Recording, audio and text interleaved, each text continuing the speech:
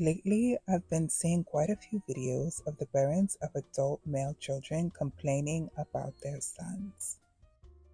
They say their sons won't contribute to the household, they won't cook, they won't clean, they also won't go to school, won't work, or won't keep a job if they get one.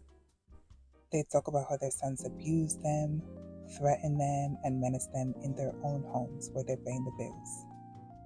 I'm here to say, better y'all than us. Hi, welcome to the channel, or should I say welcome back, new subscribers. Hi, it's good to have you here. Welcome, I'm Elaine, and let's talk about something. Do you have a minute or two or 15 or 18? Because can anybody tell me, this is just me thinking, is there a pipeline? Does a pipeline exist for badly raised men going from terrible sons to becoming lousy husbands? And is there a societal expectation? Does society expect that these men who have not been raised properly, or maybe they have been raised properly, they just don't want to act like it, they move from the care, the nurture of their parents, the oversight of their parents, and into the arms, they're relayed, passing a baton. Imagine this is a baton. Passing of a baton by parents, or maybe a mother, a single father, a divorced dad, whatever, of a son into the custody, pretty much, of a woman who is expected. Catch this baton. This is a badly raised man. Catch this baton. And now he's your problem. He's yours. Is there a pipeline? Does society expect that they can relay, pass on their badly raised sons, and women are rehabilitation centers for injured, damaged, wounded, damaged beyond repair men? What do you think? I've got a few clips to play for you, which might be supporting what I'm thinking, or got me to thinking what I'm thinking about all this, and which might be saying that no, that's not really it. I am in La La Land and Neptune has got the better of me. Let's watch these clips and I'll be back with a few of my thoughts. I'm hoping you drop yours in the comments. You're welcome. Join us. Share what you think. But, okay, let's think and watch. Lately, I've been seeing quite a few videos of the parents of adult male children complaining about their sons. They say their sons won't contribute to the household, they won't cook, they won't clean, they also won't go to school, won't work, or won't keep a job if they get one. They talk about how their sons abuse them, threaten them, and menace them in their own homes where they're paying the bills. I'm here to say, better y'all than us. These are the sons who y'all swore were so much easier to raise than girls. These are the sons y'all wanted so badly. The only difference is now women don't really want to date them, so now you don't have anyone to pass their care along to, and that's why you're upset. When you figured some poor, unsuspecting girl or woman would come along to pick up where you left off, it was okay. But now that women don't want them, and they're in your houses forever, you're complaining and crying and carrying on. These are the sons y'all wanted. Hold on to them because we do not want them.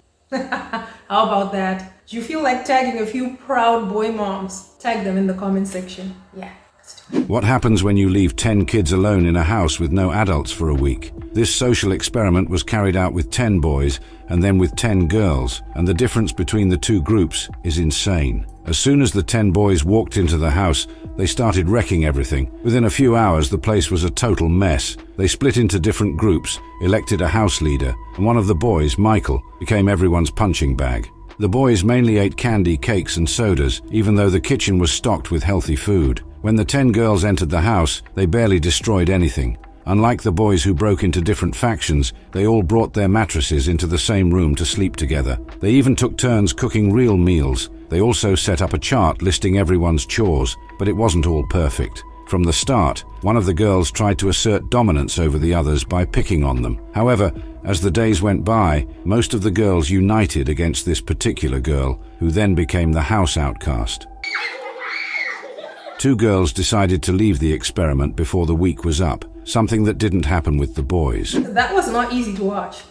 And this is just a clip. I'll have you know that I watched the full documentary. I watched the full documentary of the boys' house, and I also watched the full documentary of the girls' house as well. They did the two experiments on both boys, 10-year-old, 11, 12-year-old boys, and girls of the same age. And I watched both, and this is just a clip, and I was just wondering, where are they now? This is like 10, 12, 15 years later. These young boys in the clip are young men in their 20s. Where are they now? You know, I'm wondering, and I'm kind of pitying the young women who they've been unleashed onto. Well, for those of them who do like women, who are heterosexual, I'm pitying the women that they've been unleashed to, that their boyfriends now, their husbands, their employees, they're sharing houses, they're paying mortgages, they have tax numbers and insurance numbers and that kind of thing. But this was just a clip about how boys are raised and how boys interact with each other and that kind of thing. And it got my creative juices going, it got my thinking juices going. Do you know, when I was doing the research for the video, I found out that these boys were ready to harm some kind of animal, maybe a squirrel or a rabbit that they found in the yard. And the cameraman had to intervene. He had to tell them stop, you know? So this is what I was just thinking. It got me thinking even a little bit more about this pipeline that I'm thinking about. Does someone want to write a PhD thesis about this? That badly raised boys somehow move into or are moved deliberately, conspiratorially into the arms of women who are supposed to recite a few vows in front of a priest, put a ring on his finger, and magically he becomes a good man in society. I've got more. Let's keep watching. All right, so we got Neil, Birmingham, Alabama, 40 years old, doesn't believe in zodiacs. I can respect that. No children, and he's a wardrobe stylist and an activist. What kind of woman are you looking for, love? That's the whole thing. The kind of woman I'm looking for, I will have to look for a woman that is accepting of all lifestyles. We living in a world right now where everybody's so judgmental, and I'm just looking for a woman that can accept a man that hasn't been with a woman in a couple decades. Oh, so you're not looking for a woman, you're looking for a man? No, that's not what I said. Did you hear me clearly? Don't start that. I'm trying to listen, Neil. Here's the deal. Yes, I ma'am. want to be respectful. Well, that wasn't respectful. I'm sorry.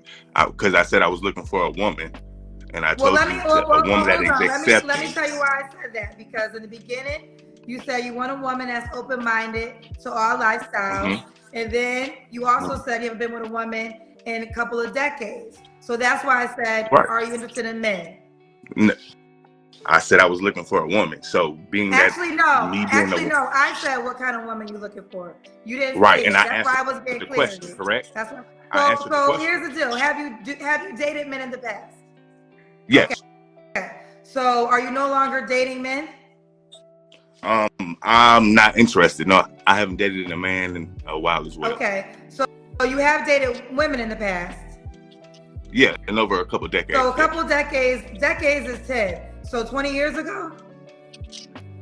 Approximately. Okay. And what made you want to start dating women now? I want to live a life that's pleasing to the Lord, and that's what I feel like God wants for me. So just when did this dedication to women come back around for you?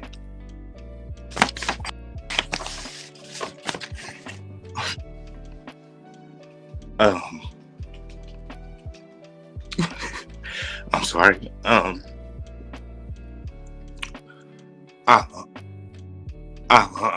sorry. Well, let's take a moment, Neil. Neil, I want to be honest with you. This is a big show, so we can proceed, okay. But I do want you to understand that a lot of people are going to watch this. So are you fine with that? Yes, ma'am. Okay.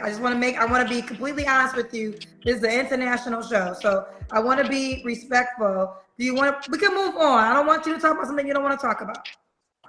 No, I think it's needed. It's time. I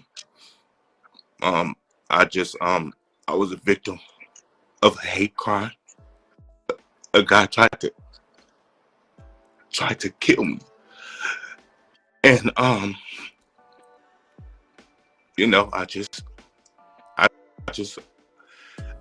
feel like though I wasn't at fault, I just feel like God is just sending us signs that we need to, live a different lifestyle, So I'm taking my pain as a sign that God wants me to do something differently.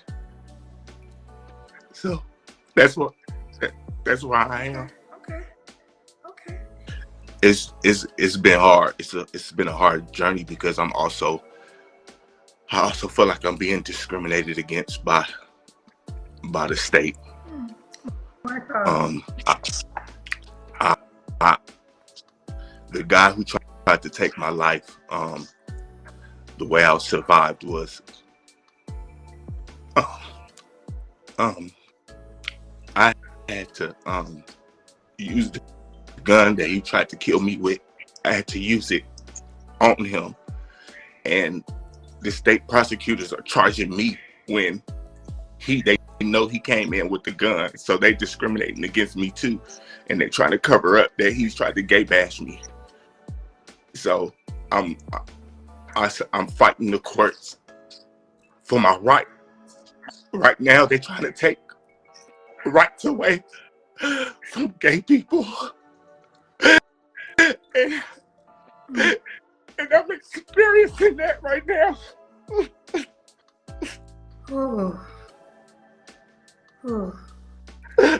Neil, let's take a moment. Neil. Let's take a moment. I understand. People come on the show, and it's really I take it as an honor that people come on the show and they feel free to express themselves. So I want you to allow yourself to express yourself in the way you desire. I will say that I'm not sure. Do you think you're in a position to start dating right now with so much going on? Right now, when you're dating somebody, you are there for each other. You know what I'm saying? I feel like this is my personal belief, and a lot of times some gay people don't like me because of how I feel, but I just feel what God wants from me. I feel like God did put a woman on earth to support a man in more ways, even if it's more than sexual. And I feel like we all need that from a woman, to someone, just to have someone to talk to and support and show that they really care. You know what I'm saying? Because I don't know, it's just out of my experience being gay for over my whole life, niggas don't care. You know what I'm saying? The nigga's gonna be a nigga. You know what I'm saying? Like, Even men saying N-words don't care. Ooh, child. Even men saying N-words don't care. They don't care. Lately, I've been seeing quite a few videos of the parents of adult male children complaining about their sons.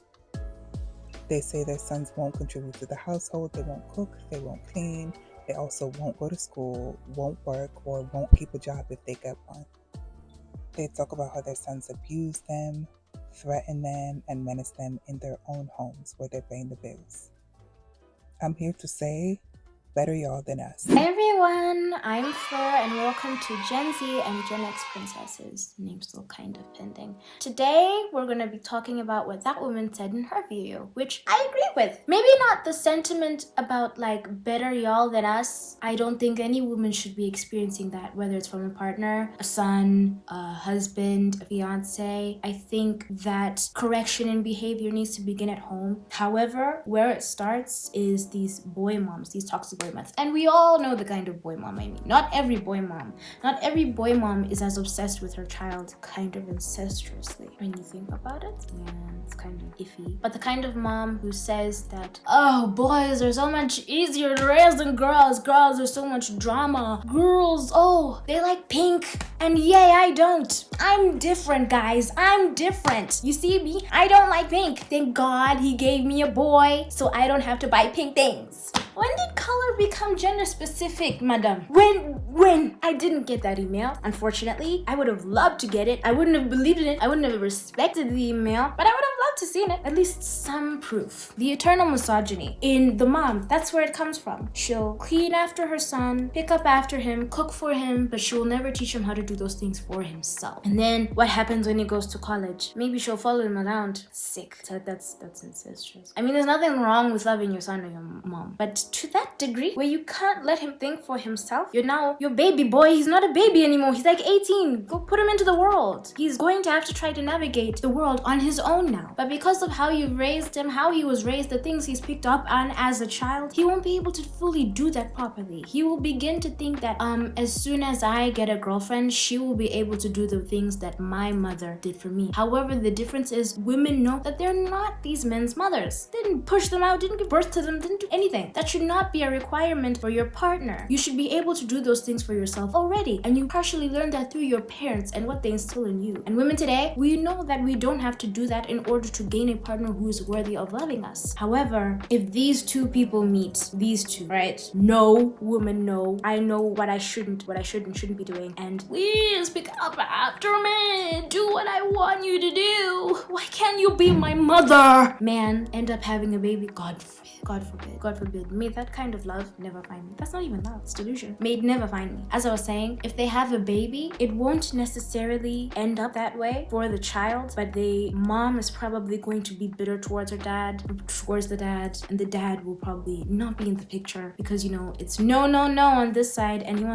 he is looking for a mom, not a wife, a mom. And these type of gender roles that people try to instill on women have existed for so long, and even though we're constantly trying to dissolve them, to say, hey, cooking, cleaning, basic hygiene for you, it should not be a requirement for me to be loved by you. You will still see all these redneck traditional men, whatever that means, going on their podcasts in their mother's stinky, grimy, moldy basements to complain about the women of today and what it is that they are and aren't doing. You're not looking for a partner. You are looking for your mother. Whichever hole it is that they think will be filled by a woman who's submissive and listens and does all the things that their mother did, it won't be filled. Your partner is supposed to be your complement, not your other half. So whatever hole you think it is that you're going to fill, it won't stick. I got that from Steven Universe. Don't think I'm like an intellectual. But anyway, as I was saying, it's not a woman's role. It's not gender specific. It's just life skills. And the internal misogyny that the mother who had raised such a child, notice how I'm not saying a man, I'm saying child, must be so deep for her to not see the error of her ways that she'll probably have no problem seeing the way that her son treats other women, because she'll agree. She'll say, yes, my son, he needs another me. He needs someone who's going to do all the things I did for him. He needs two of me. I mean, there will never be another me because I'm his mama. I'm his number one. But yeah, whichever girl who thinks she's good enough and worthy of my son, she has to do the things I did because she has to be his second mom. And God forbid if she comes in here with her ideals that aren't like that, you just know that this mother is going to be a monster-in-law. Jane Fonda, Jennifer Lopez, all throughout your life. And that's just not right. It's not right. And I want to end my segment of this video with just a reminder of what feminism is and what it is to be a feminist. Feminism, the belief in the advocacy of the social, economic, and political equality of the sexes. So then again, it's not gender specific. Any of the things that we talked about, they're not gender specific. All right, love you. Bye-bye. Thanks for watching. Bye. This is why in our culture as Black people, when the boys turn a certain age, the men come and get him and take him away from the mother because she can emotionally manipulate him. But since we don't live in our culture no more, we say what we want to say, do what we want to say. We tear our men down and then wonder why they don't make good husbands and fathers. Mothers destroy sons. His mother can speak to him in certain ways that destroy him in ways that can never be repaired. You see that the burden keeps coming back to women. It's a bit much. the demands, the audacity, right? Do you see that the responsibility, the burden, burden is the right word. It keeps coming back to women. My theory is solidifying. I'm going to write 10,000 words soon. Let's watch some more videos. Why? Because I just want to say, Jonathan, black man, embrace me. You are sexy. Embrace me. I don't like right your now. attitude. What? I don't like your attitude. Jonathan. I'm sorry. Do you forgive me? Now, if it was me and their parents don't want them, I wouldn't take that burden. Sis, don't take the burden. Don't take the burden. Don't lift it. Leave it. Run.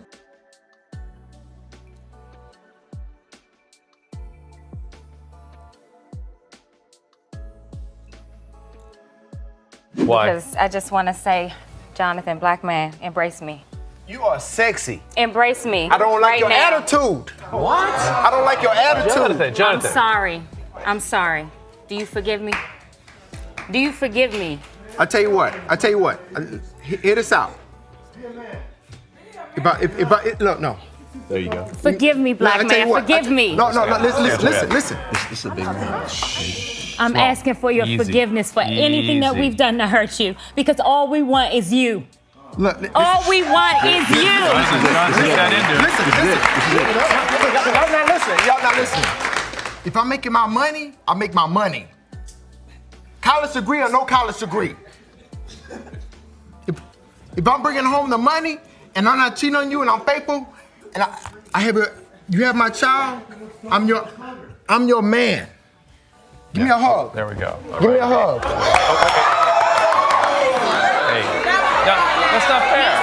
That's not fair. Now wait a minute now they gonna have angry come back out. Yeah, I bet. Because I am trying to see you at a place and I'm trying to meet you at a place of peace, and I'm asking you for your forgiveness and telling you that I love you and I care about you and that I want you and I respect you, and then you disrespect me. And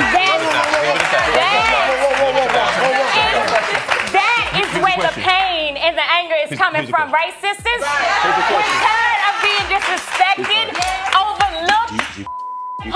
We're tired of it. It's been going on for too long, for too many centuries, hundreds of years, and we're sick of it. And we do not want our black men to turn their backs on us. Lately, I've been seeing quite a few videos of the parents of adult male children complaining about their sons. They say their sons won't contribute to the household, they won't cook, they won't clean, they also won't go to school, won't work, or won't keep a job if they get one.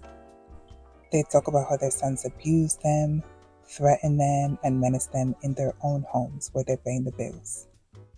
I'm here to say, better y'all than us. Thank you for watching. Please like and subscribe.